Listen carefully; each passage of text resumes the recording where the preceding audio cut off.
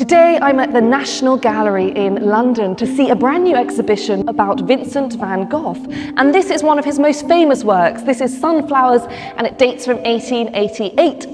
And sunflowers are inextricably associated with Van Gogh. He once declared, "The sunflower is mine." And that's not hard to believe when looking at this painting, this symphony of yellow tones with sunflowers ranging from rich orange ochre all the way to pale greenish grey. And in this oil painting, we have 15 sunflowers, all at different stages of their life cycle, from young blood through to maturity and eventually decay and death.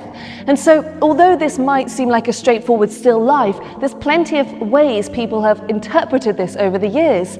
Perhaps it follows the vanitas tradition of Dutch 17th century flower paintings, which emphasize this decay and death, the transience of human life.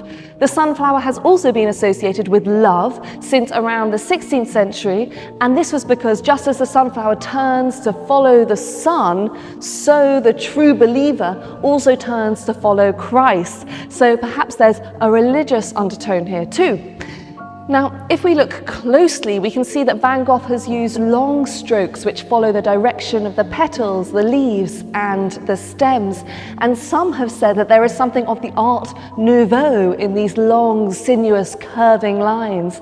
The paint here is incredibly thick in places, and this is usually described as impasto, a technique used in painting where the paint is laid on very thick, so you can actually see it raised above the surface. In other areas of the canvas, you can see small raised dabs of stippled paint, which create the texture of bristling seed heads. So there's all kinds of different techniques on this canvas. Now, Van Gogh painted 7 versions in total between 1888 and 1889, and we have 2 of them here on display in this exhibition today. He painted them to decorate his house in Arles. His friend and fellow artist Paul Gauguin, who was coming to stay, loved his sunflower paintings. However, the visit ended in tragedy. 2 months in, the artist began fighting. Van Gogh threatened Gauguin with a knife and then cut off part of his own ear. Gauguin returned to Paris and they never saw each other again. So it's a tragic story, but quite remarkable that within that darkness, Van Gogh managed to create such beautiful works of art. Now, in the exhibition today, there are plenty of his works to examine, to explore. One of the things people often pick up on is his extraordinary use of colour, the way that he might use red, for example, in the sky to create clouds, or blue as shading in a brown landscape. There's also plenty of swirling lines which make these landscapes feel alive, as if you could feel or see the wind rippling through the long grass, through the trees. Van Gogh followed the Impressionist movement, which came to the fore in the 19th century.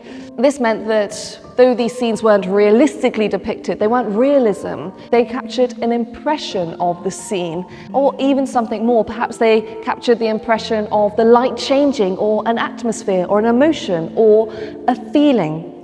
Now, this exhibition, Van Gogh, Poets and Lovers, is at the National Gallery from the 14th of September to the 19th of January. So if you are in London, make sure to pay it a visit.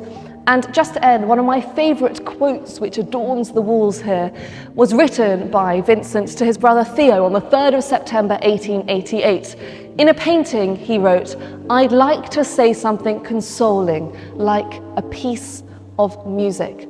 Well, I think when visitors come to this exhibition and take time to look at these incredible paintings, I'm sure that they will find much to console them and much to delight.